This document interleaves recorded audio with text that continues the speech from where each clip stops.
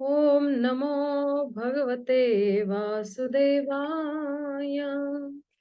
ओम नमो भगवते वासुदेवाय।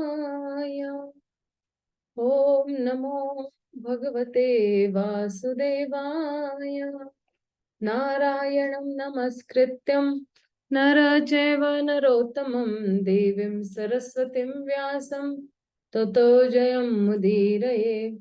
नष्टप्रायेषु अभद्रेषु नित्यं भागवत सेवया भगवती उत्तमश्लोके भक्तिर्भवति नैष्टिकी। कृष्णाय वासुदेवाय देवकी नंदनाय च नन्दगोपकुमाराय गोविन्दाय नमो नमः। ॐ ज्ञानतिमिरन्धस्य ज्ञानाञ्जनशलाकया चक्षुरुन्मिलितं येन तस्मै श्रीगुरवे नमः। हरे कृष्णा। तो कल हम लोगों ने जो है 22वें श्लोक पे विराम दिया था और अब जो 23वां श्लोक है उसकी ओर हम लोग जा रहे हैं। तो एक सेकेंड में जस्ट अपने स्क्रीन को शेयर करना चाह रही हूँ। तो मैंने कहा था कल कि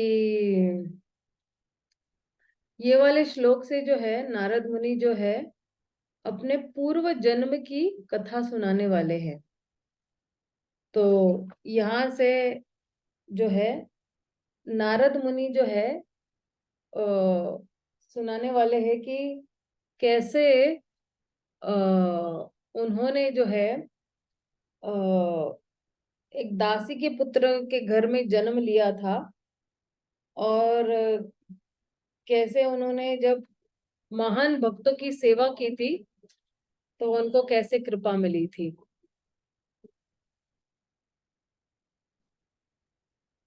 अहम पुरातीत भवे अभवम मुने दास्यस्तु कस्याश्चनं वेदवादिनां निरूपितो बालक एवं योगिनां शुश्रूषणे प्रावृषि निर्विविक्षताम्। तो कोई पढ़िए जरा। प्रिया तुलसियानी माता जी, मैं आपको अनम्यूट कर रही हूँ, पढ़िए। जी माता जी, हरे कृष्णा। हे मुनि, पिछले कल्प में मैं किसी दासी के पुत्र के रूप में उत्पन्न हुआ जो वेदांत सिद्धांतों के अनुयायी ब्राह्मणों की सेवा करती थी। जब वह लोग वर्षा ऋतु के चतुर्मास में साथ साथ रहते थे तो मैं उनकी सेवा टहल व्यक्तिगत सेवा किया करता था। तात्पर्य: श्री नारद मुनि ने यहाँ पर भगवान की भक्ति से सिक्त वातावरण की अद्भुतता का संक्षिप्त वर्णन किया है। वे एक अत्यंत महत्वहीन माता-पिता की संतान थे। उनकी शिक्षा ठीक से नहीं हुई थी, तो भी उनके समस्त शक्ति भगवान की सेवा में संलग्न रहने के कारण वे अमर मुनि बन गए।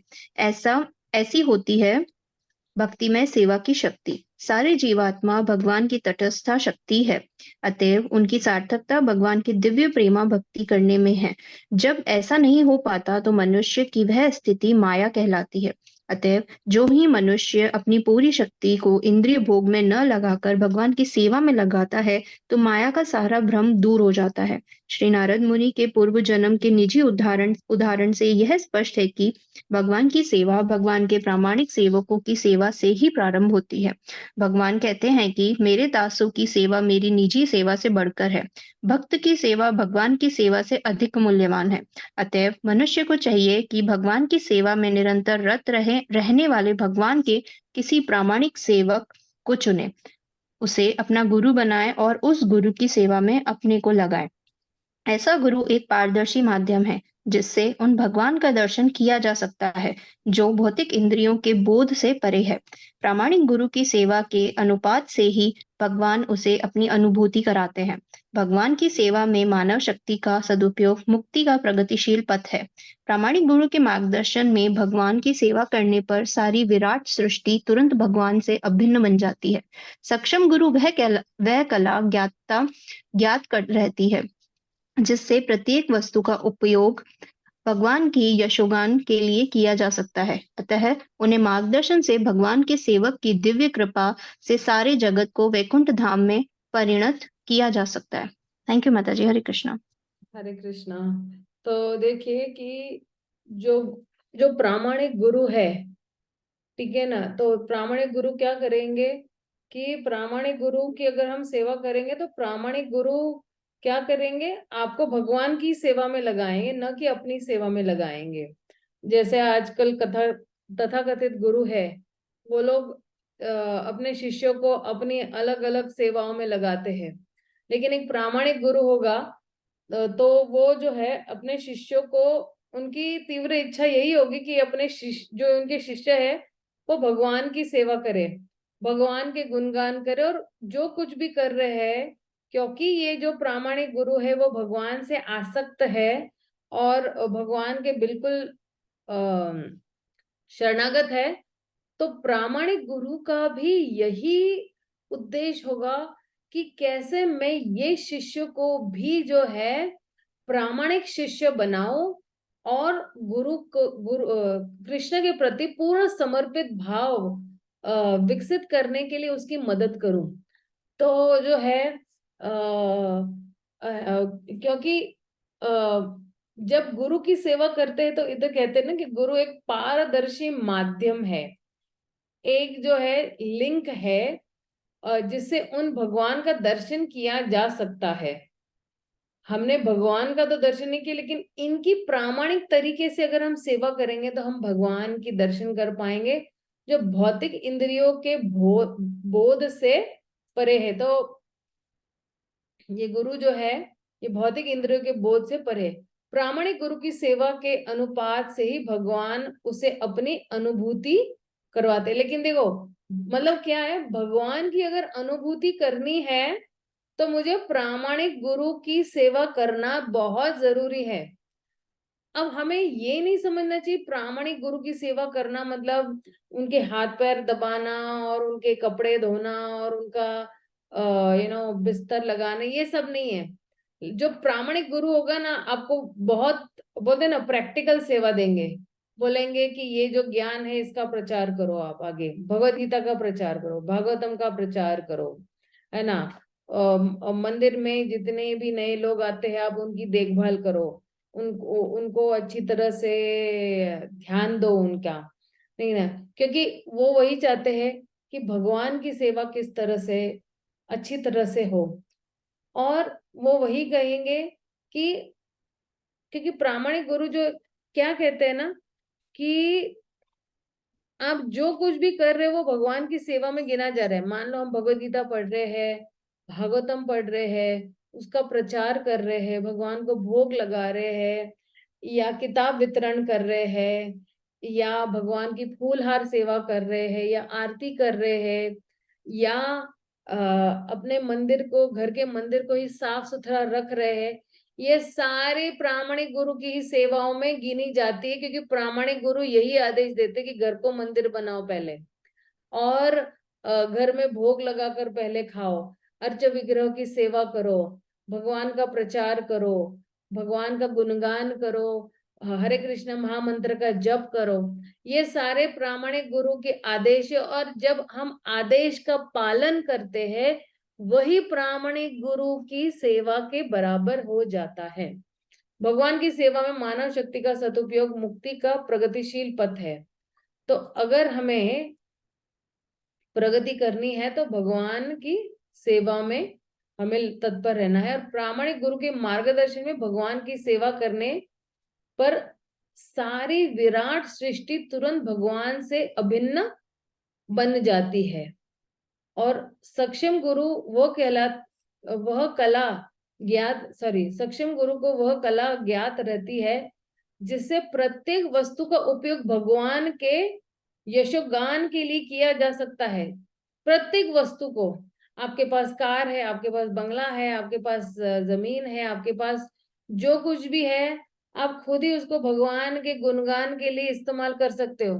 जैसे आप सोचो ये कार भगवान के गुणगान के लिए, भाई क्या कर सकते हो, उस कार में बैठ के मंदिर तक जा सकते हो, भक्तों को मंदिर तक लेके जा सकते हो, उस कार में ही आप प्रचार कार्य के लिए जा सकते हो। मान लो एक जगह से दूसरी जगह आपको जाना है, किसी कंपनी में प्रचार करने के लिए जाना है, किसी के घर में प्रचार करने के लिए जाना है, किसी पंडाल में जाना है, तो आप भगवान की भक्ति के लिए वो इस्तेमाल कर सकते हो।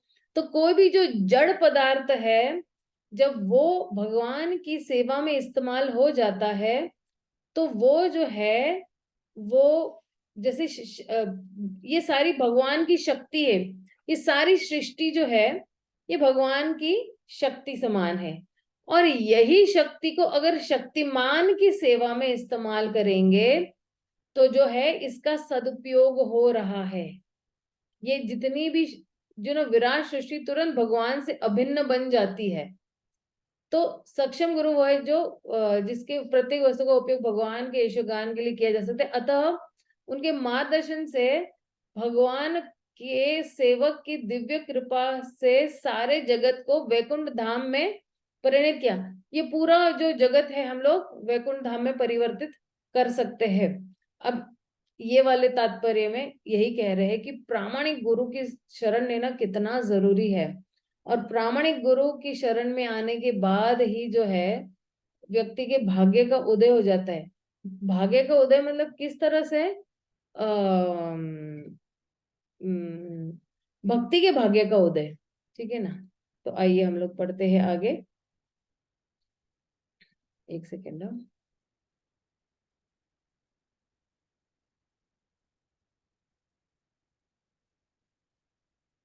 एक सेकेंड, एक सेकेंड।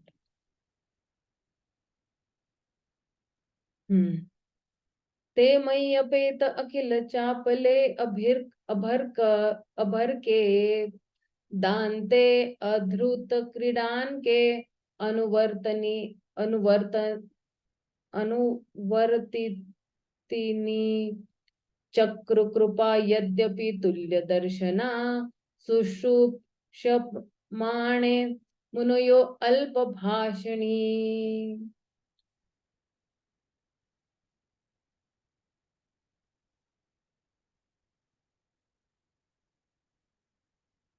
प्रीति माता जी, मैं आपको अनम्यूट कर रही हूँ, प्लीज पढ़िए जरा। हरे कृष्णा माता जी, दंडवत प्रणाम। हरे कृष्ण, पढ़िए। यद्यपि वे स्वभाव से निष्पक्ष थे, किंतु उन वेदांत के अनुयायियों ने मुझ पर अहेतुकी कृपा की। जहाँ तक मेरी बात थी, मैं इंद्रियजित था और बालक होने पर भी खेल कूद से अनासक्त था। साथ ही मैं चपल ना था और कभी भी जरूरत से ज्यादा बोलता नहीं था, मितभाषी था। श्रीमद् भगवद गीता में श्री भगवान कहते हैं, सारे वेद मेरी खोज कर रहे हैं। भगवान श्री चैतन्य का कहना है कि वेदों के केवल 3 विषय हैं: श्री भगवान के साथ जीवों का संबंध स्थापित करना, भक्ति कर्म करना तथा इस प्रकार से भगवत धाम जाने का परम उद्देश्य प्राप्त करना। इस प्रकार इन वेदांत वासियों से श्री भगवान के शुद्ध भक्त के संकेत मिलते हैं।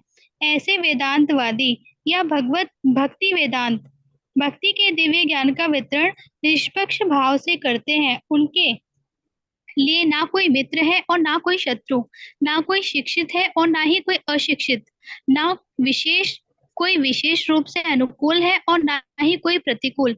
भक्ति वेदांत यह दिखाते हैं कि मनुष्य समान रूप से झूठी कमोदीपक वस्तुओं में अपना समय नष्ट करते हैं। उनका कार्य है कि अज्ञानी जनता को श्री भगवान के साथ भूले हुए संबंध को पुनः स्थापित करने में मदद करना। ऐसे प्रयास से अत्यंत विस्मृत जीव को भी आध्यात्मिक जीव का बोध हो जाता है और इस प्रकार भक्ति वेदांत द्वारा प्रेरित सामान्य लोग धीरे धीरे दिव्य अनुभूति के पथ पर अग्रसर होने लगते हैं। इस प्रकार वेदांतिवादियों ने उस बालक को इंद्रियजीत बनने के पूर्व ही दीक्षित कर लिया था। वह बचपन के खेल कूद से विरक्त हो गया था, किंतु दीक्षा के पूर्व वह बालक अत्यंत अनुशासित हो चुका था, क्योंकि इस मार्ग पर चलने वाले के लिए यह अत्यंत आवश्यक है। वर्णाश्रम धर्म वास्तविक मानव जीवन की शुरुआत है। वर्णाश्रम धर्म प्रणाली में बालकों को 5 वर्ष की आयु के बाद गुरु आश्रम में ब्रह्मचारी बनने हेतु भेजा जाता है, जहां उन्हें ये सारी चीजें नियमित ढंग से सिखाई जाती हैं, चाहे वे सामान्य नागरिक के पुत्र हो या राजकुमार हो। यह प्रशिक्षण न केवल राज्य के अच्छे नागरिक नागरिक उत्पन्न करने के लिए निमित्त है अनिवार्य था, अपितु बालक को भावी जीवन में आध्यात्मिक अनुभूति प्राप्त कराने हेतु उसे तैयार करने हेतु भी अनिवार्य था। वर्णाश्रम प्रणाली का पालन करने वाले बालक को इंद्रिय भोग की गैर जिम्मेदारी जीवन का पता ही नहीं रहता था। यहाँ तक कि जब पिता बालक को माता के गर्भ में स्थापित करता था, तो भी आध्यात्मिक संस्कार द्वारा होता था। बालक को भव बंधन से मुक्ति प्राप्त करने में सफल बनाना माता पिता का उत्तरदायित्व हुआ करता था। यही सफल जीवन नियोजन की विधि है। इसका उद्देश्य था पूर्ण सफलता के लिए संतान उत्पन्न करना, इंद्रजीत हुए बिना, अनुशासित हुए बिना तथा पूर्ण रूप से आज्ञाकारी हुए बिना कोई भी व्यक्ति गुरु के उपदेशों का पालन करने में सफल नहीं हो सकता था, और ऐसा किए बिना कोई भी व्यक्ति भगवत धाम वापस नहीं जा सकता था। हरे कृष्ण माता जी। धन्यवाद माता जी, धन्यवाद। तो अगर हम देखेंगे कि नारद मुनि जो है अपने पूर्व जन्म में जो है वो एक बहुत सुंदर गंधर्व थे। उनका नाम था उप, कुछ तो याद नहीं आ रहा मुझे उनका नाम था, हाँ, उपबरहना। तो उनका नाम तो बता, और वो जो है उनको ना एक प्रजापतियों के द्वारा एक्चुअली एक श्राप मिला था कि तुम शूद्र बन जाओगे। शूद्र मतलब आप किसी आ, नीच जाति की जो स्त्री है उसके घर में आप जन्म दोगे, क्योंकि उन्होंने कुछ ऐसा किया था।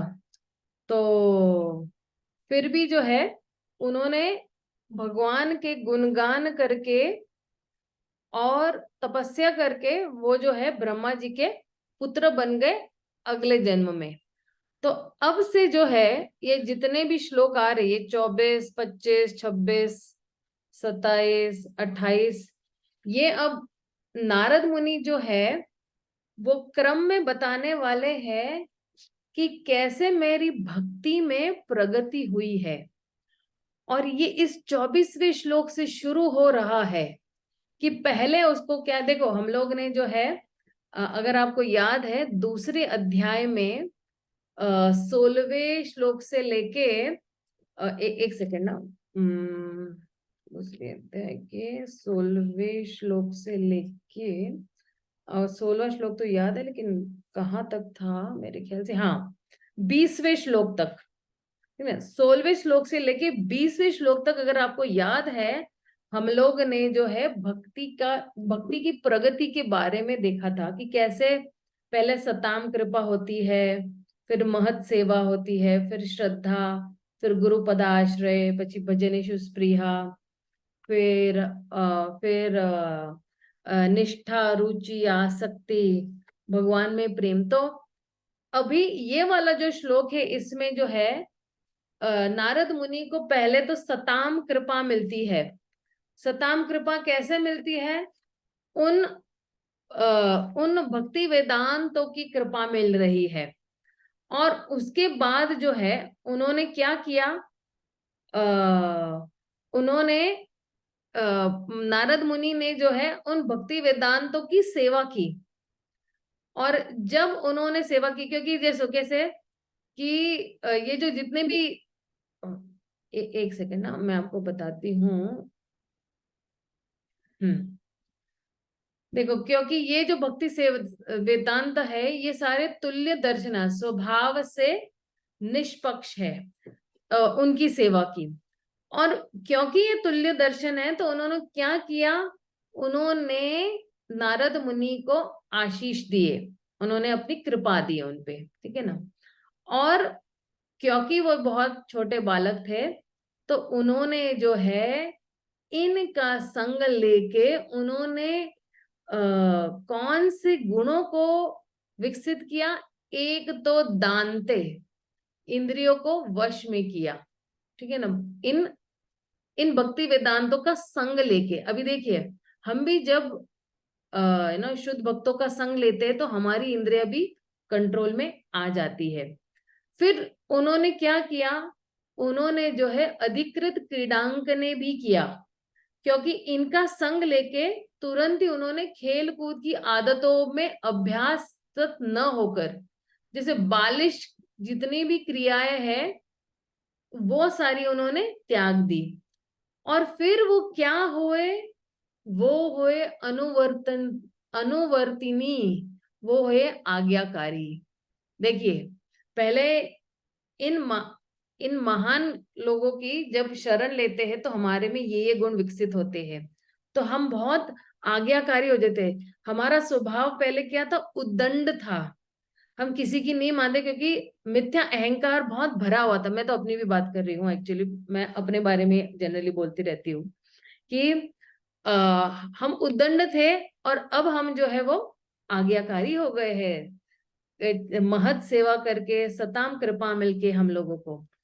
और फिर जो है उन्होंने एक और कला अपने में जो है विकसित की, वो है अल्प भाषणी, मित भाषणी, कम बोलने वाले।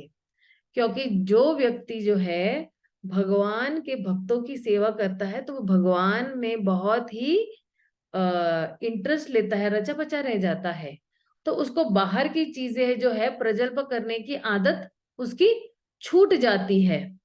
तो एक है कि ये निष्पक्ष जितने भी भक्ति वेदांत है उनकी सेवा करके उनकी कृपा मिली, कृपा मिलने पे उनकी इंद्रियों को उन्होंने दमन किया और कंट्रोल करने लगे।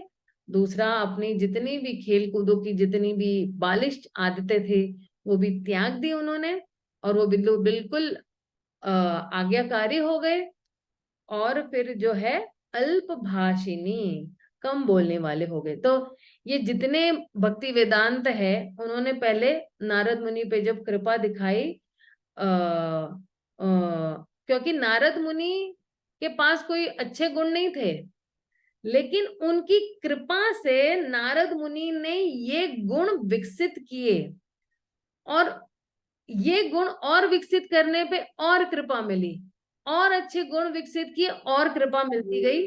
तो ये जो है ये बोलते ना लूप में चलता गया, ये एक कड़ी चलती गई उनकी इन भक्ति वेदांतों के साथ। और आप देखिए, नारद मुनि ने अपने इंद्रियों को कंट्रोल किया, और फिर ये जो है देखा कि उन्होंने देखा कि अच्छा स्वभाव और बुरे स्वभाव, तो ये जो भक्ति वेदांत है ये बहुत ही सराहनीय है। एंड जो है वो देखते हैं कि चाहे कोई अच्छा हो चाहे वो बुरा हो, अपनी कृपा जो है सभी पे बरसाते रहते हैं। तो जैसे आप देखिए, महान भक्त जैसे भरत महाराज है या प्रहलाद महाराज है, वो लोग भी लोगों को समभाव से देखते रहते थे। अब आप देखिए, प्रहलाद महाराज अपने पिता को भी समभाव से देख रहे थे, इसलिए तो उन्होंने भगवान नरसिंह देव से कहा कि मेरे पिता को माफ कर दीजिएगा, मैं एक ही चीज मांगता हूँ आपसे, है ना। और भरत महाराज ने भी जो है जो देखा कि कि ये जो हिरण है, ये हिरण बेचारा इतना तड़प रहा है, तो अल्लाह उसको दया दिखाइए। तो वो भी जो है ये भक्त भी जो है बहुत अच्छी तरह से कृपा बरसाते हैं। तो ये जो भक्ति वेदांत है ना, इन्होंने जब कृपा दिखाई थी तो उनकी नारद मुनि ने पहले कोई अच्छे गुण नहीं विकसित थे और उनको आदर भी नहीं दिया था, लेकिन धीरे धीरे जो है उनकी कृपा से ये अच्छी आदतें वो विकसित करने लगे, और फिर जो है वही आदतें और आगे कृपा की पात्र होते गए। और इसलिए जो है उनकी जो कृपा का जो कारण है, तो ये नहीं समझना चाहिए कि अच्छे गुणों की वजह से उनको कृपा मिली हुई है, ये नहीं समझना चाहिए। नहीं, जितने भी शुद्ध भक्त है वो अहेतु की कृपा बरसाते जाते हैं, आप चाहे अच्छे हो चाहे बुरे हो। नहीं, इसलिए उनके पास एक समदृष्टि होती है इन भक्ति वेदांतों के पास। और जो है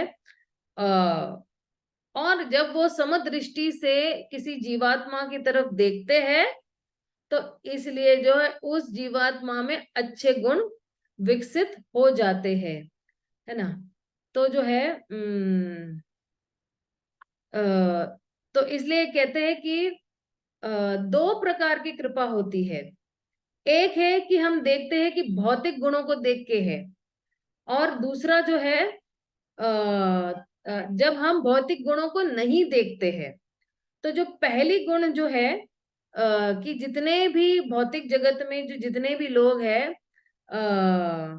उनको जो कृपा मिली हुई है, उनको कृपा मिली हुई है गुणों को देख के। लेकिन अगर ये जितने भी महान भक्त है, भक्ति वेदांत है, अगर वो लोग देखते कि अच्छा इसके गुण अच्छे हैं बुरे हैं, तो मैं अपनी कृपा बरसाऊंगा, तो फिर जो है फिर ये एक्चुअली सही कृपा नहीं है। तो इसलिए जो है जो दूसरे प्रकार की जो कृपा है, जो अहेतु की है, पात्र कुपात्र न देखते हुए सिर्फ अपनी भक्ति है, तो ये जो कृपा है वो सबसे बढ़िया कृपा है। और जैसे अम, अ, जैसे आप देखो ना, वर्षा वर्षा है ना, वो अहेतु की तरह ही हर जगह बरसती है, राइट। वो नहीं देखते कि मैं पत्थर पर गिर रही हूँ, या फिर नदी में गिर रही हूँ, या चिकड़ में गिर रही हूँ, कहीं पर भी गिर रही हूँ। वो अपनी उसका काम है वर्षा बरसाना, वो अपना वर्षा बरसाते जाती है। तो उसी तरह ये जितने भी महान भक्त है, वो भी जो है जो जब अपनी कृपा बरसाते, तो वो अहेतु की कृपा बरसाते हैं। आइए अगला वाला श्लोक देखते हैं।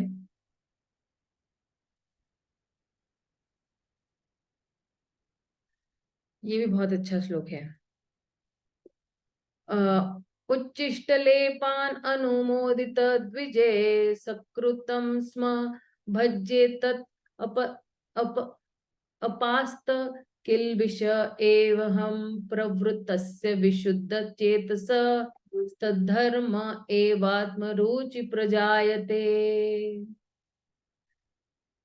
लता ईश्वर माता जी, मैं ना आपको अनम्यूट कर रही हूँ, प्लीज पढ़िए जरा। हरे कृष्ण माता जी।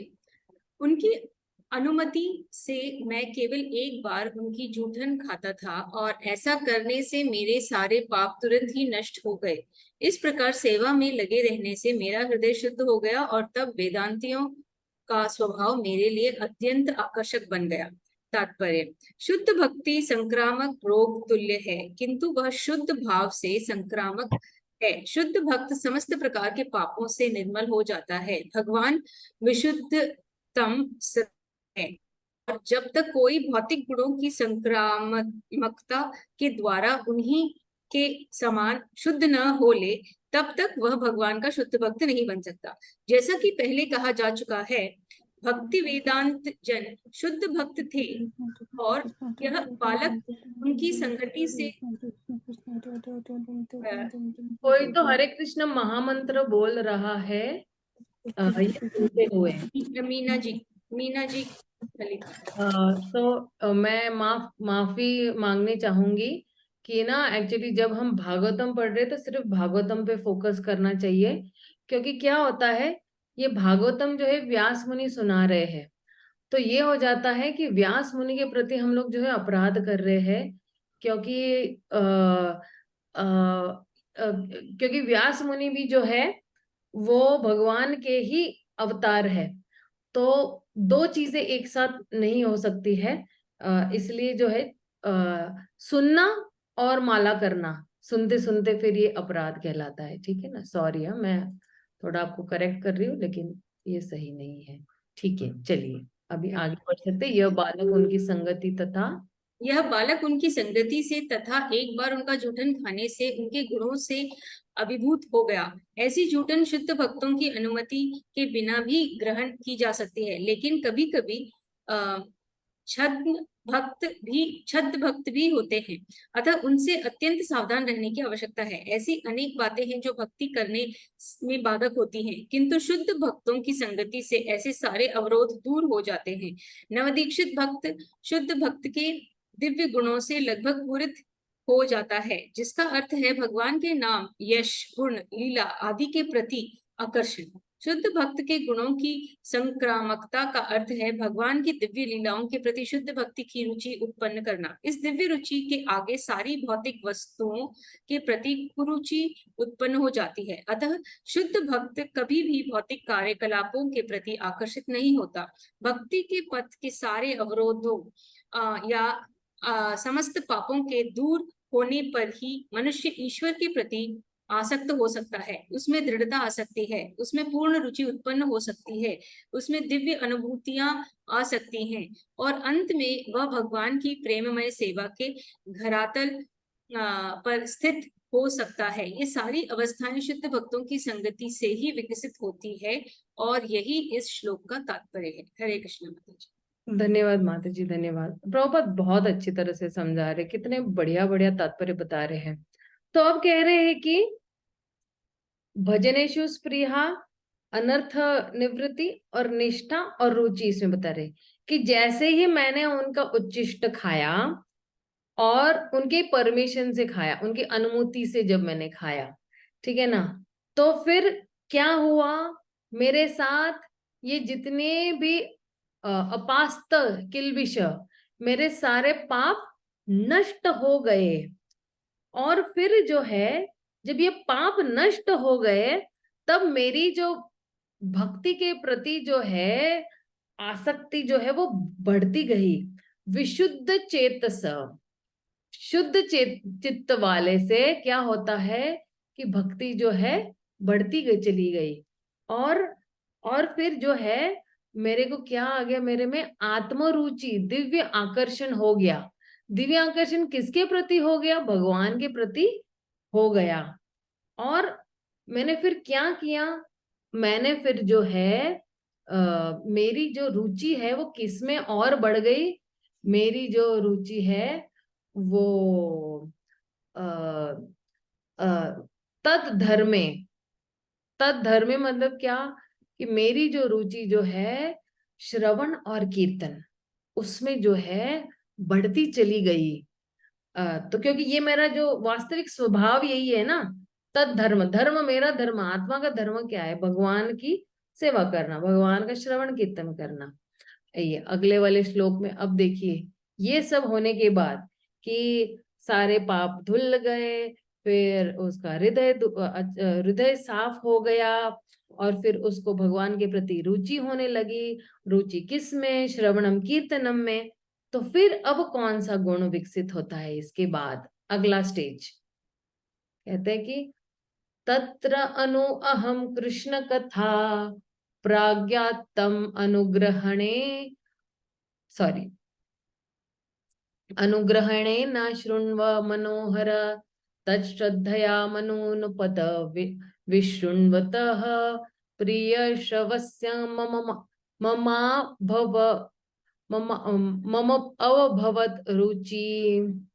तो अब है रुचि, किसमें रुचि होगी? रति हो गई। देखते हैं ईश्वरी कमला माता जी, आप पढ़ेंगे? हरे कृष्णा माता जी। माजी माता जी, हरे कृष्णा, दंडवत प्रणाम। धन्यवाद माता, पढ़िए। व्यास, हे व्यास देव, यहीं से है ना माता जी? हाँ हाँ हाँ, यस। व्यास देव, उस संगति में तथा उन महान वेदांतियों की कृपा से मैं उनके द्वारा भगवान कृष्ण की मनोहर। माता जी सुनाई नहीं दे रहा है, आपने अपने आप को म्यूट पे डाल दिया है मेरे ख्याल से, फिर से।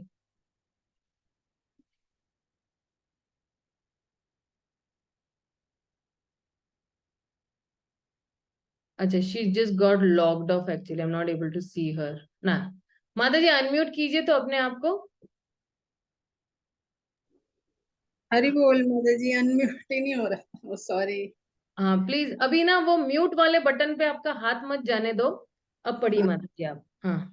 हे व्यासदेव, उस संगति में तथा उन महान वेदांतियों की कृपा से मैं उनके द्वारा भगवान कृष्ण की मनोहर लीलाओं का वर्णन सुन सका, और इस प्रकार ध्यान पूर्वक सुनते रहने से भगवान के विषय में प्रतिक्षण अधिकाधिक सुनने के प्रति मेरी रुचि बढ़ती ही गई। तात्पर्य श्रील प्रभुपाद। परम पुरुष भगवान श्री कृष्ण न केवल अपने व्यक्तित्व लक्षणों के कारण, व्यक्तिगत लक्षणों के कारण आकर्षक हैं, अपितु अपने दिव्य कार्यकलापों के कारण भी हैं। इसका कारण यह है कि वह परम पुरुष अपने नाम, यश, रूप, लीलाओं, पार्षदों, साज सामग्री इत्यादि के कारण निरपेक्ष अवस्था में है। भगवान अपनी अहेतु की कृपावश इस भौतिक जगत में अवतरित होते हैं और मनुष्य रूप में अपनी विविध दिव्य लीलाओं का प्रदर्शन करते हैं, जिससे सब मनुष्य उनके प्रति आकृष्ट होकर भगवत धाम वापस जा सकें। मनुष्य स्वभाव से लौकिक कार्यकलाप करने वाले विभिन्न पुरुषों के इतिहास तथा उनकी कथाएं सुनने का इच्छुक रहता है, किंतु इसे इसका ज्ञान नहीं उसे इसका ज्ञान नहीं रहता कि ऐसी संगति मात्र समय का अपव्यय है, और इससे वह प्रकृति के तीनों गुणों से आसक्त होता जाता है। समय गंवाने की अपेक्षा भगवान की दिव्य लीलाओं के प्रति ध्यान देने से उसे आध्यात्मिक लाभ हो सकता है। भगवान की लीलाओं की कथा सुनने से उसे भगवान का प्रत्यक्ष सानिध्य प्राप्त होता है, और जैसा पहले कहा जा चुका है, भगवान के विषय में श्रवण करने से अंतःकरण के सारे पाप धुल जाते हैं। इस प्रकार से पापों के धुल जाने पर श्रोता धीरे धीरे सांसारिक संगति से मुक्त होकर भगवान के स्वरूप के प्रति आकृष्ट होता है। नारद मुनि ने अपने निजी अनुभव के आधार पर ही इसकी व्याख्या की है। कहने का आशय यह है कि भगवान की लीलाओं के श्रवण मात्र से मनुष्य भगवान का पार्षद बन सकता है। नारद मुनि का जीवन शाश्वत है, उनका ज्ञान असीम तथा आनंद अगाध है, और वह बिना किसी बाधा के भौतिक तथा आध्यात्मिक जगतों में विचरण कर सकते हैं। मनुष्य सही व्यक्ति से भगवान की दिव्य लीलाओं का श्रवण करके ही जीवन की परम पूर्णता प्राप्त कर सकता है। जिस प्रकार श्री नारद ने अपने पूर्व जन्म में शुद्ध भक्ति वेदांतों से सुनकर प्राप्त की, भक्तों की संगति में रहकर श्रवण करने की यह विधि इस कलह प्रदान कली कली युग के लिए विशेष रूप से संस्तुत की गई है। हरे कृष्णा। थैंक यू माता जी, थैंक यू वेरी मच। हरे कृष्णा माता जी, हरे कृष्णा। एक सेकेंड ना माता जी, जस्ट एक सेकेंड।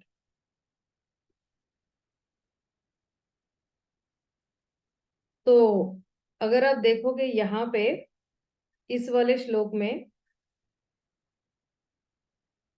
कि जैसे उन्होंने जो है हरि कथा सुनी है, जैसी हरि कथा सुनी, रोज उन भक्ति वेदांतों के मुख से वो क्या कर रहे थे, वो हरि कथा सुन रहे थे। कृष्ण कथा, कृष्ण के कार्यकलापों का वर्णन जब सुन रहे थे, तो उनकी जो है आकर्षण, मनहरा, उनका जो आकर्षण है वो और बढ़ता चला गया।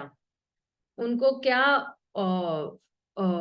उनको क्या महसूस होने लगा, उनका जो भगवान के प्रति रति है या जो भाव है, अहेतु की कृपावश अशृण्वन सुनते हुए उनका आकर्षण, श्रद्धा, आदर पूर्वक, और जो है उनकी जो रुचि जो है यहाँ पे, उनकी रुचि बढ़ती गई। दिन ब दिन उनकी रुचि बढ़ती ही चली गई। तो यहाँ पे जो है ना, ये श्रद्धा और रुचि जो है, वो जो है हम लोग देखते हैं तो कहते हैं कि ये आसक्ति और जो रति है या रुचि जो है, वो जो है ये भक्ति के ही अंगों में से एक है, भक्ति के प्रगति के अंगों में से एक है, और दोनों एक ही है इस तरह से। फिर आगे जब इनको रुचि या आसक्ति हो गई तो फिर क्या होने लगा देखते हैं।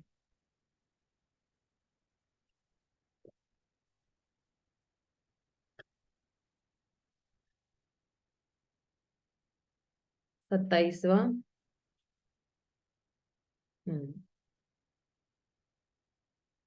तस्मिन् तदा लब्धा रुचे महामते प्रिय श्रवस्यस्तखलिता मतिर्मम ययाहमेतस्य सदस्तवमायया पश्चिमयि ब्राह्मणी कल्पित परे।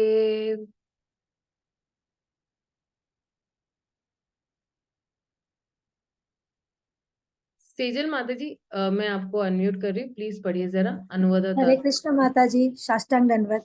हरे कृष्णा माता जी, दंडवत प्रणाम। अनुवाद। हे महामुनि, ज्यों ही मुझे भगवान का आस्वाद प्राप्त हुआ, त्यों ही मेरा ध्यान भगवान का श्रवण करने के प्रति अटल हो गया, और ज्यों ही मेरी रुचि विकसित हो गई, त्यों ही मुझे अनुभव हुआ कि मैंने अज्ञानतावश ही स्थूल तथा सूक्ष्म आवरणों को स्वीकार किया, क्योंकि भगवान तथा मैं दोनों ही दिव्य है। तात्पर्य। भौतिक जगत में अज्ञानता की तुलना अंधकार से की जाती है, और समस्त वैदिक साहित्यों में भगवान की तुलना सूर्य से की गई है। जहाँ कहीं प्रकाश होता है, वही अंधकार नहीं रह पाता। भगवान की लीलाओं का श्रवण स्वयं ही भगवान की दिव्य संगति है, क्योंकि भगवान तथा उनकी लीलाओं में कोई अंतर नहीं होता। परम प्रकाश की संगति प्राप्त करने का अर्थ होगा सारे अज्ञान को भगाना। केवल अज्ञानवश ही बद्ध जीव झूठे ही यह सोचता है कि वह तथा भगवान दोनों ही भौतिक प्रकृति से उत्पन्न है, लेकिन वास्तव में भगवान तथा जीव दोनों दिव्य है और उन्हें भौतिक प्रकृति से कुछ लेना देना नहीं होता। जब अज्ञान दूर हो जाता है और यह अनुभव किया जाता है कि भगवान के बिना किसी भी चीज का अस्तित्व नहीं है, तब अविद्या हट जाती है। चूंकि स्थूल तथा सूक्ष्म शरीर भगवान से ही अद्भुत है, अतएव प्रकाश का ज्ञान होने ही इन दोनों शरीर का भगवान की सेवा में प्रवृत्त किया जा सकता है।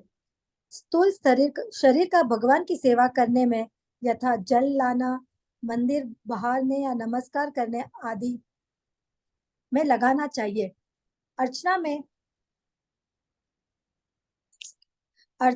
में अर्थात मंदिर में भगवान की पूजा करने में स्थूल शरीर का उपयोग भगवान की सेवा करने में होता है।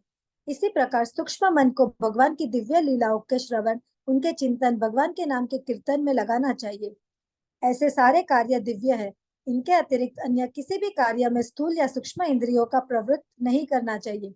दिव्य कार्यों में की ऐसी अनुभूति अनेक वर्षों तक भक्ति में रहकर सेवा करने से प्राप्त ही हो पाती है, लेकिन श्रवण के द्वारा नारद मुनि ने जिस प्रकार से भगवान के प्रति प्रेमाकर्षण उत्पन्न हुआ, वह अत्यंत प्रभावशाली होता है।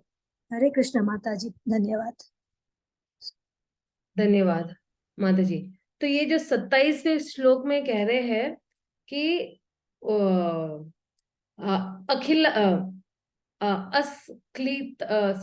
अस्खलिता मति, अनवरत ध्यान, मतलब बोले ना कि जिस ध्यान में कुछ रुकावट न हो, वो उसको कहते हैं अस्खलित मति ही। तो उनका जो है भगवान पे ये जो ध्यान है वो बिल्कुल हटा नहीं, और इसलिए क्योंकि उनका ध्यान हटा नहीं, तो फिर क्या हुआ उनके साथ, उन्होंने भगवान को तुरंत ही देखा। और कैसे देखा? उन्होंने अपने स्थूल तथा स्थूल तथा सूक्ष्म शरीर से, सत असत, स्थूल तथा सूक्ष्म शरीर से उन्होंने क्या किया? उन्होंने ये देखा। और फिर क्योंकि ये जो है क्योंकि ये जो स्थूल और सूक्ष्म शरीर जो है, वो जो है किसने बनाया हुआ है? स्व माया, भगवान की ही माया शक्ति के माध्यम से, अपने ही अज्ञान से, माया शक्ति से। और फिर जो है उनका जो ध्यान है भगवान पे तुरंत ही स्थित हो गया। तो यहाँ पे एक्चुअली क्या कह रहे हैं ना, श्री विश्वनाथ चक्रवर्ती ठाकुर भी यही कहते हैं कि उनका जो सूक्ष्म शरीर है वो बिल्कुल आसानी से, कोई प्रयास न किए बगैर भगवान के श्री चरणों में लगा, जहां पे वो भगवान को वंदनम कर रहे हैं, नमन कर रहे हैं। और दूसरी जो भी सेवाएं भगवान की कर रही है, और सॉरी उनका जो जड़ शरीर है, लेकिन उनका जो सूक्ष्म शरीर है, जैसे कान है, आंख है, मन है, बुद्धि है, ये जो है वो तुरंत ही बड़ी आसानी के साथ कोई प्रयास न किए बगैर वो जो है वो भगवान के गुणगान और उनका रूप निहारने में वो तुरंत ही वो है बिल्कुल फिक्स हो गया या स्थित हो गया। और वो क्या कर रहे थे? भगवान के गुणों का आस्वादन ले रहे थे, भगवान के रूप का बोले ना रस पी रहे थे।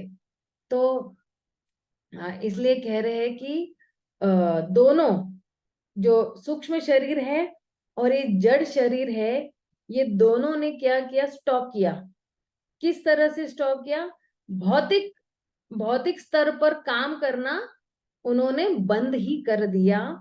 और क्योंकि ये सूक्ष्म शरीर और भौतिक शरीर, इन दोनों के पास स्वार्थ क्या था?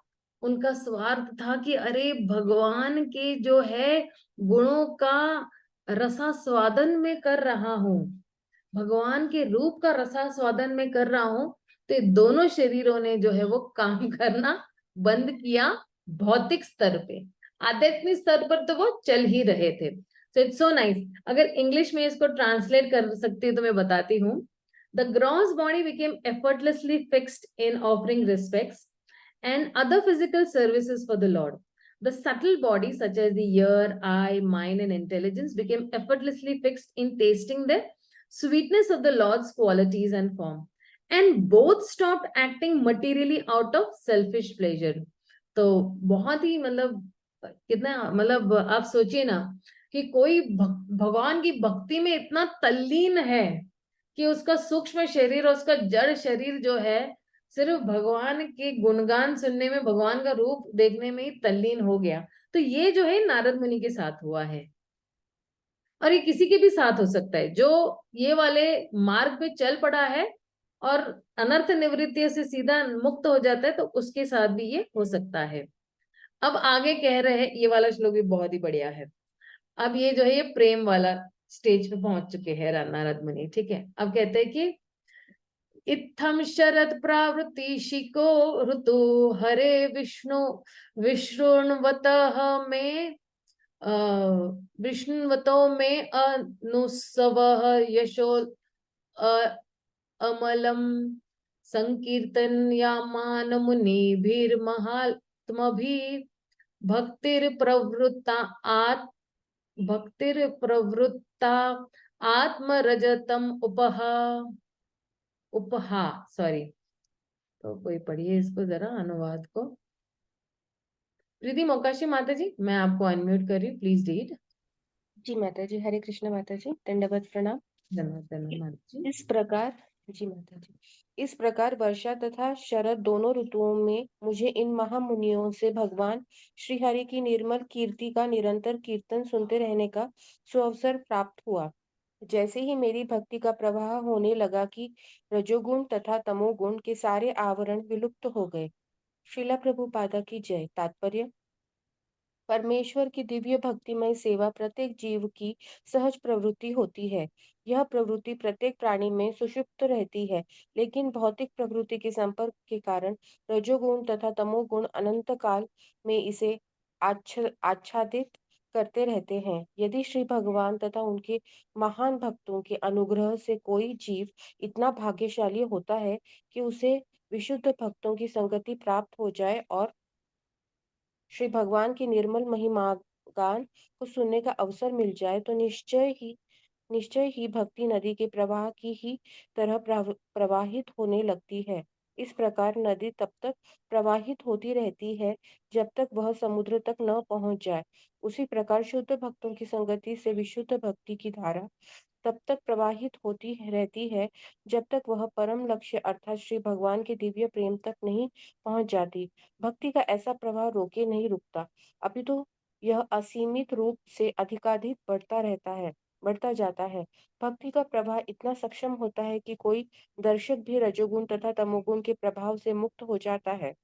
इस प्रकार प्रकृति की ये दोनों गुण दूर हो जाते हैं और जीव अपनी मूल स्थिति को प्राप्त करके मुक्त हो जाता है। हरे कृष्ण माता जी। धन्यवाद माता जी, धन्यवाद। तो अगर आप देखो यहाँ पे दो चीजें हैं।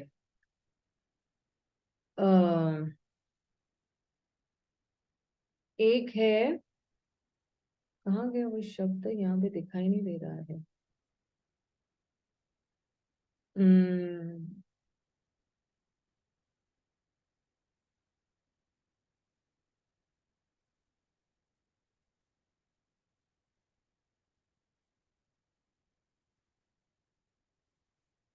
क्योंकि वो सो हाँ, यहाँ पे है। मैं एक्चुअली, मेरी नजर नहीं पड़ी इस पे। ठीक है, तो कह रहे हैं कि जो आखिरी के लास्ट दो जो है स्टेज है, पड़ाव है, जो भी है, एक तो आ, उनको किसकी अनुभूति हुई? हरेर माधुर्य अनुभव की अनुभूति हुई। और फिर जो है उनको जो है भगवान का डायरेक्ट दर्शन मिला, स्ट्रेट दर्शन मिला उनको। और जो है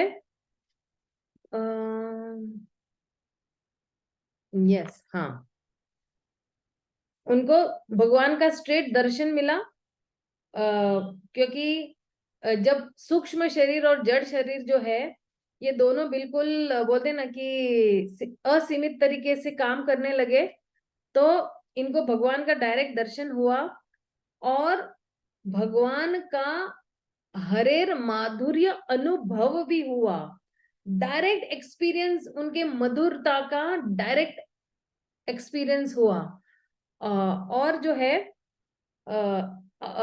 अभी ये जो भगवान का जो अनुभव है ना, इसके बारे में श्री विश्वनाथ चक्रवर्ती ठाकुर कह रहे हैं कि अगले वाले अध्याय में मैं बताऊंगा, तो कैसे उनके माधुर्य भाव का अनुभव इनको हुआ, तो वो अगले वाले चैप्टर में बताएंगे। लेकिन नारद मुनि कह रहे हैं कि मुझे ये दो चीज जो है इसके प्राप्ति हुई, जब दोनों मेरे सूक्ष्म शरीर और जड़ शरीर ने जो है भगवान की मधुरता का रस पान करने में लग गए थे। तो आइए अगला वाला देखते हैं, क्योंकि अभी ये अगला वाला जो है ना 29वां में, तो बता रहे हैं कि शुरुआत कहाँ से हुई है उनकी। तो और फिर वापस थोड़ा रिपीट भी कर रहे हैं। तस्येवं मे अनुरक्तस्य प्रक्षिप्तस्य हत एन स श्रद्धानस्य बालस्य दान्तस्य अनुचरस्य च।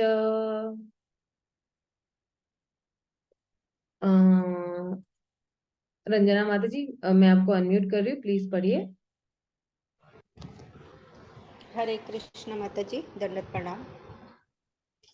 अनुवाद और तात्पर्य श्रील प्रभुपाद जी द्वारा। श्रील प्रभुपाद की जय। मैं उन मुनियों के प्रति अत्यधिक आसक्त था, मेरा आचरण विनम्र था और उनकी सेवा के कारण मेरे समस्त पाप विनष्ट हो चुके थे। मेरे हृदय में उनके प्रति प्रबल श्रद्धा थी। मैंने इंद्रियों को वश में कर लिया था और मैं तन तथा मन से उनका दृढ़ता से अनुगमन कर रहा था।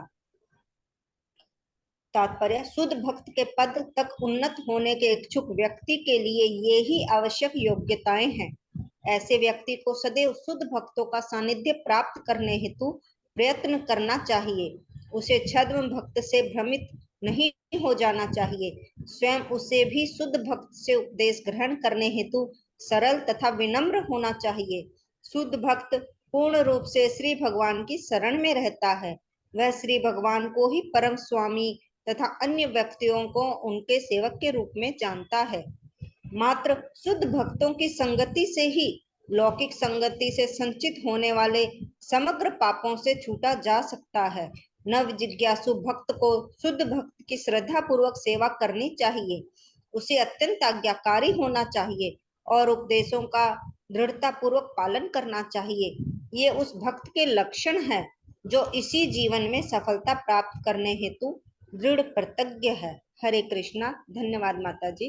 माता जी, अब देखिए यहाँ पे क्या कह रहे हैं कि मेरा आचरण विनम्र था। तो गुरु के प्रति हमारा आचरण कैसे? विनम्र। और उनकी सेवा के कारण मेरे सारे पाप विनष्ट हो चुके। जब हम गुरु की सेवा करते हैं तो हमारे सारे पाप विनष्ट हो गए हैं। मेरे हृदय में उनके प्रति प्रबल श्रद्धा, गुरु में और श्रद्धा जो है जागृत होगी। और मैंने इंद्रियों को वश में कर लिया था। तो जब जो है हम जब आचरण विनम्र होगा तो उनकी सेवा के कारण सारे हम लोग उनकी सेवा भी करेंगे और उनकी सेवा करके हमारे पाप भी दूर हो जाएंगे। और फिर हमारे हृदय में गुरु के प्रति प्रबल श्रद्धा जागृत होगी। जब गुरु के प्रति प्रबल श्रद्धा प्राप्त श्रद्धा जागृत होगी तो इंद्रियों को वश में करना बड़ा आसान हो जाता है। जहां पे श्रद्धा है वहां पे इंद्रिय ऑटोमेटिकली अच्छी तरह से कंट्रोल में आ जाती है। और मैंने तन तथा मन से उनका दृढ़ता से अनुगमन करता रहा। मन से भी और तन से भी, बाह्य रूप से भी और अंतरंग रूप से भी क्या किया? उनके आदेशों का पालन करते रहे, अनुगमन करते रहे। उन्होंने जैसे जैसे कहा वैसे वैसे मैंने करता गया। तो ये जो है ये परम गुह्य ज्ञान है। ये भक्ति वेदांत जो है ये देके गए नारद मुनि को। और ये वाला ज्ञान तो भगवत गीता में भी भगवान ने बताया हुआ है। ठीक है कि कैसे आप जो है गुरु की सेवा करके जो है आप मुझे पा सकते हो। ठीक है ना? तो अगर हम देखेंगे कि अगर सानिध्य में रहना है, अगर हमें शुद्ध भक्त बनना है तो शुद्ध भक्तों के संग में रहना पड़ेगा। जैसे बोलते हैं ना कि शराबी का संग करोगे तो शराबी बन जाओगे, लेकिन अगर शुद्ध भक्तों का संग करोगे तो आप भी शुद्ध भक्त बन जाओगे। तो ये तो बिल्कुल जैसे ना एक कैसे बोलते ना कि पारस मणि की तरह है। पारस मणि जिसको छुएगा वो सोना बन जाएगा। तो उसी तरह जो हम शुद्ध भक्तों का संग बार बार करते रहेंगे, श्रवण करते रहेंगे, कीर्तन करते रहेंगे, तो हम भी एक दिन उनके जैसे ही गुण विकसित कर लेंगे। क्योंकि अल्टीमेटली अगर हम देखेंगे तो हम सभी भगवान के ही बच्चे हैं। वो शुद्ध भक्त भी भगवान के बच्चे हैं, लेकिन वो हमसे पहले शुद्ध हो गए। वो हमसे पहले ऑलरेडी शुद्ध है, वहां से शुद्ध होकर ही नीचे आए हैं, हमारा उद्धार करने के लिए यहाँ पे आए हैं। तो अगर हम उनका संग करेंगे तो हम भी एक दिन शुद्ध हो जाएंगे। लेकिन उनके आदेशों का पालन करना बहुत जरूरी है। उसे अत्यंत आज्ञाकारी होना चाहिए और उपदेशों का दृढ़ता पूर्वक पालन करना चाहिए। ये लक्षण है उस भक्त के जो इसी जीवन में सफलता प्राप्त करने के लिए दृढ़ प्रतिज्ञा है। तो फिर अगर हमें भी शुद्ध भक्त बनना है तो हम भी ऐसे ही करना चाहिए। हम सभी शुद्ध भक्त बनने की कोशिश कर रहे हैं यहाँ पे। अब आगे बोल रहे हैं तो अब जो है क्योंकि शुद्ध भक्तों ने क्या किया? ज्ञान दिया उनको, परम गुह्य ज्ञान दिया। तो वो ज्ञान के माध्यम से क्या हुआ?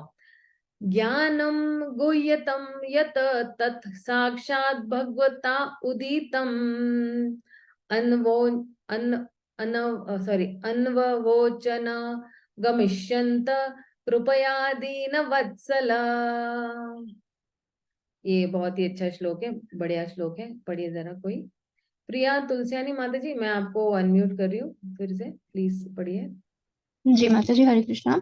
दीन जनों पर अत्यंत दयालु उन भक्ति वेदांतों ने जाते समय मुझे यह गुह्यतम विषय का उपदेश, जिसका उपदेश स्वयं भगवान देते हैं। तात्पर्य: विशुद्ध वेदांती या भक्ति वेदांत अपने अनुयायियों को स्वयं भगवान के उपदेशों के मुताबिक ही उपदेश देता है। भगवान की भगवत गीता में तथा अन्य सारे शास्त्रों में निश्चित रूप से यह उपदेश दिया है कि लोग उन्हीं का अनुगमन करें। भगवान प्रत्येक वस्तु की सृष्टा, पालन तथा संहारक है। सारा दृश्य जगत उनकी इच्छा के बल पर अवस्थित है और जब उनकी इच्छा से सारे खेल समाप्त हो जाते हैं तब वे अपनी सारी साज सज्जा सामग्री समेत अपने दिव्य धाम में बने रहते हैं। सृष्टि के पूर्व वे पूर्व वे अपनी इस दिव्य धाम में थे और प्रलय के बाद भी वहीं बने ही रहेंगे। अतः वे सृजित प्राणियों में से एक नहीं है, वे दिव्य हैं। भगवत गीता में भगवान कहते हैं कि अर्जुन को दिए गए उपदेश के भी बहुत पहले उन्होंने यही उपदेश सूर्यदेव को दिया था। चूंकि बीच में ये श्रृंखला टूट गई थी और यह उपदेश गलत तरीके से उपयोग में लाया जाने लगा था, अतः वही उपदेश अर्जुन को फिर से दिया गया, क्योंकि वह उनका परम भक्त एवं मित्र था। अतएव भगवान को उपदेश भक्तों के अतिरिक्त अन्य कोई नहीं समझा सकता। भगवान के दिव्य रूप का कोई अनुमान न होने के कारण निर्विशेषवादी भगवान के इस गुह्यतम संदेश को नहीं समझ पाते। यहाँ पर गुह्यतम शब्द अत्यंत महत्वपूर्ण है, क्योंकि भक्ति का ज्ञान निर्गुण ब्रह्म के ज्ञान से बढ़कर है। ज्ञानम का अर्थ होता है सामान्य ज्ञान या ज्ञान की कोई शाखा। यही ज्ञान विकसित होते हुए निर्गुण ब्रह्म के ज्ञान तक पहुंच जाता है। इसके ऊपर जब इसमें कुछ कुछ भक्ति मिल जाती है तो यह परमात्मा का ज्ञान या सर्वव्यापी भगवान का ज्ञान बन जाता है। यह अत्यंत गुह्य है, किंतु यदि यह ज्ञान शुद्ध भक्तिमय सेवा में परिणित हो जाता है और दिव्य ज्ञान का गुह्य अंश प्राप्त हो जाता है तो ये गुह्यतम ज्ञान कहलाता है। भगवान ने ब्रह्मा, अर्जुन, उद्धव इत्यादि को ये गुह्यतम ज्ञान प्रदान किया। थैंक यू माता जी। हरे कृष्ण। धन्यवाद। ये इन लोगों क्यों गुह्यतम ज्ञान प्रदान किया? क्योंकि ये बहुत ओबीडियंट थे, मतलब ये बहुत ओबीडियंट को हिंदी में आज्ञाकारी, ये बहुत ही आज्ञाकारी लोग थे, इसलिए उनको गुह्यतम ज्ञान मिला।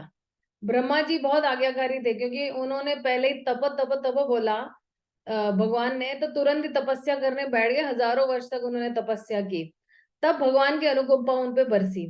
अर्जुन को भी ये गुह्यतम ज्ञान इसलिए मिला क्योंकि भगवान के वो परम मित्र थे। और उद्धव को भी ये ज्ञान मिला क्योंकि उद्धव भी जो है भगवान, हालांकि उद्धव जो है ज्ञान योगी थे, लेकिन ये ज्ञान जब उनको प्राप्त हुआ तो वो भी शुद्ध भक्त बन गए। तो अब जो है ये ज्ञान के माध्यम से जो है, ये न एवं अहम भगवत वासुदेवस्य वेदस माया अनुभावम अविद्यम ये न गच्छन्ति तत्पदम। अब ये गुह्य ज्ञान से क्या प्राप्त हुआ उनको, देखते हैं। ईश्वरी माता जी, मैं आपको अनम्यूट कर रही हूँ, प्लीज। थैंक यू माता जी।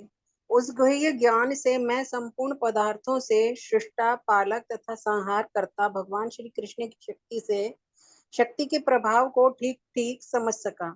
उसे जान लेने पर कोई भी मनुष्य उनके पास लौटकर उनसे साक्षात भेंट कर सकता है। तात्पर्य श्रील प्रभुपाद। कोई भी मनुष्य भक्ति में सेवा द्वारा या गुह्यतम ज्ञान से यह सरलता पूर्वक जान सकता है कि भगवान की विभिन्न शक्तियां किस प्रकार से कार्य करती हैं। शक्ति के एक अंश से भौतिक जगत का प्राकट्य होता है, दूसरे उच्चतर अंश से आध्यात्मिक जगत वैकुंठ प्रकट होता है। इन दोनों की मध्यवर्ती शक्ति जीवों को प्रकट करती है, जो उपर्युक्त शक्तियों में से किसी एक की सेवा करते हैं। भौतिक शक्ति की सेवा में लगे जीव अपने अस्तित्व तथा सुख के लिए कठोर संघर्ष करते हैं, जो उनके समक्ष मोह के रूप में प्रस्तुत होते हैं। किंतु जो आध्यात्मिक शक्ति में रहते हैं, उन्हें सनातन जीवन, पूर्ण ज्ञान तथा अविरत आनंद में भगवान की प्रत्यक्ष सेवा प्रदान की जाती है। जैसा कि भगवत गीता में भगवान ने कहा, उनकी इच्छा है कि सारे बद्ध जीव जो भौतिक शक्ति की सत्ता में सड़ रहे हैं, इस भौतिक जगत के सारे कार्य व्यापारों को त्याग कर उनके पास वापस आ जाएं। ज्ञान का यह गुह्यतम अंश है, लेकिन इसे शुद्ध भक्त ही समझ सकते हैं। अतः वे ही भगवान के धाम में उनका वर्णन, उनका दर्शन करने तथा उनकी सेवा करने के लिए पहुंच पाते हैं। इसका ज्वलंत उदाहरण स्वयं नारद जी हैं, जिन्हें शाश्वत ज्ञान तथा शाश्वत आनंद की यह अवस्था प्राप्त हुई। इसके सारे साधन तथा मार्ग हर एक के लिए खुले रहते हैं, बशर्ते कि वह श्री नारद मुनि के चरण चिन्हों का अनुगमन करने के लिए राजी हो जाता है। श्रुति के अनुसार परमेश्वर की शक्तियां अनायास ही असीम हैं, और जैसा कि ऊपर कहा जा चुका है, वे 3 प्रमुख कोटियों में वर्णित की गई हैं। हरे कृष्ण माता जी। थैंक यू माता जी। धन्यवाद। तो ये ज्ञान से जो है वो क्या समझ पाए थे? मैं संपूर्ण पदार्थों के सृष्टा, पालक तथा संहार करता भगवान श्री कृष्ण की शक्ति के प्रभाव को ठीक ठीक समझ पाया। जब हम गुह्यतम ज्ञान मिलता है किसी जीव को, तो पता चलता है कि भौतिक शक्ति और आध्यात्मिक शक्ति कैसे काम करती है। और जब आपको पता है कि ये आध्यात्मिक शक्ति भगवान की किस तरह से काम करती है, तब मनुष्य उनके पास लौट कर उनसे साक्षात भेंट कर सकता है। दोनों का फंक्शनिंग जान लेते हैं कि how does the material energy work, how does the spiritual energy work, और तुरंत ही उनके धाम जा सकते हैं। तो अब ये जो 31वें श्लोक से जो है हम लोग ने 23 से लेके 31वें श्लोक तक देख लिया कि कैसे भक्ति में प्रगति की जा सकती है। नारद मुनि ने अपने खुद के उदाहरण से हमें बताया हुआ है कि कैसे तुरंत ही कोई व्यक्ति जो है अगर भक्ति में प्रगति करना चाहता है तो ये चीजें उस व्यक्ति को करना है, और जो है वो तुरंत ही प्रगतिशील मार्ग पर जो है चल पड़ता है।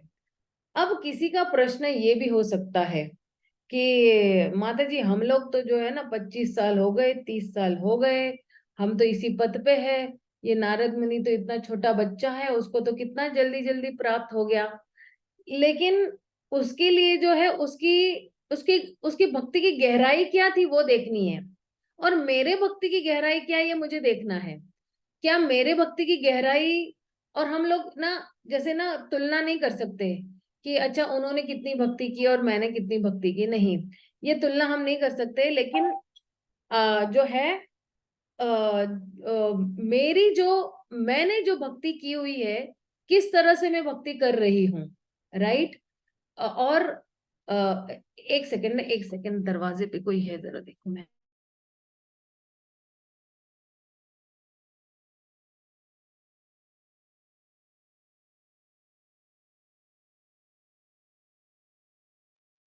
तो मेरी जो भक्ति में जो गहराई है वो क्या है वो मुझे देखनी है। तो नारद मुनि की भक्ति में जो गहराई थी वो बहुत बिल्कुल अंदर तक थी, और इस तरह से जो है नारद मुनि जो है वो तुरंत ही जो है भगवान के प्रेम भक्ति को पा सके। तो अब हमारे हाथ में है कि हम कितना जल्दी हमें इस मार्ग में प्रगति करनी है। तो अब जो है सोमवार को जो है हम लोग क्या देखेंगे कि ये, क्योंकि नारद मुनि को तो सीधा जो है भगवान के शुद्ध भक्तों का सानिध्य प्राप्त हुआ, राइट। और जो है मान लो किसी को अगर भगवान के शुद्ध भक्तों का सानिध्य प्राप्त नहीं होता है, तो फिर वो जो है वो क्या करेगा, वो किस तरह से वो अपना कर्म करेगा। तो कर्म योग के बारे में अब बताएंगे। 32वें श्लोक से लेके 36वें श्लोक तक कर्म योग के बारे में बताएंगे। और फिर जो है नारद मुनि एक सीक्रेट बताने वाले हम लोगों को। वो ये बताने वाले हैं कि उन्होंने कौन सा मंत्र बोलकर जो है भगवान को और अच्छी तरह से रिझाया, और अच्छी तरह से वो जो है भगवान के शुद्ध भक्ति को प्राप्त हुए, और फिर वो नारद मुनि कैसे बने।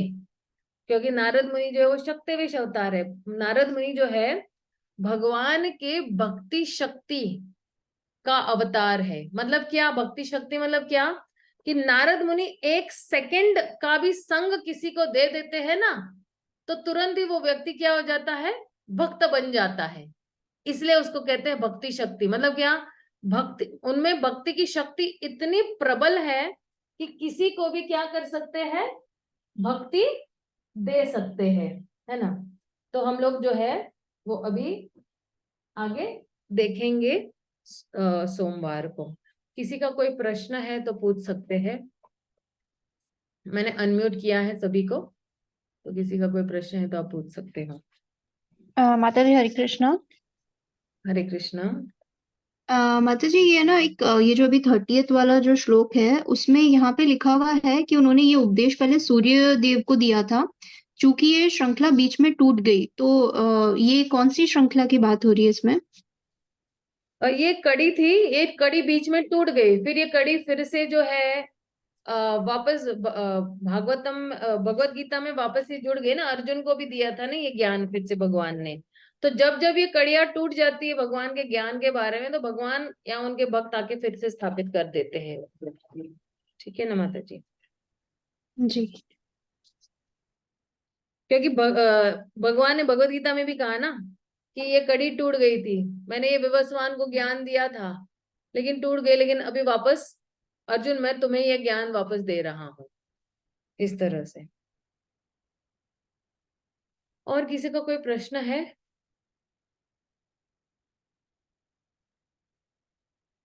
ठीक है, तो किसी का कोई प्रश्न नहीं, तो हम लोग सोमवार को मिलते हैं। श्रील प्रभुपाद की जय, गौर भक्त वृंद की जय, श्रीमद् भागवतम की जय। हरे कृष्णा हरि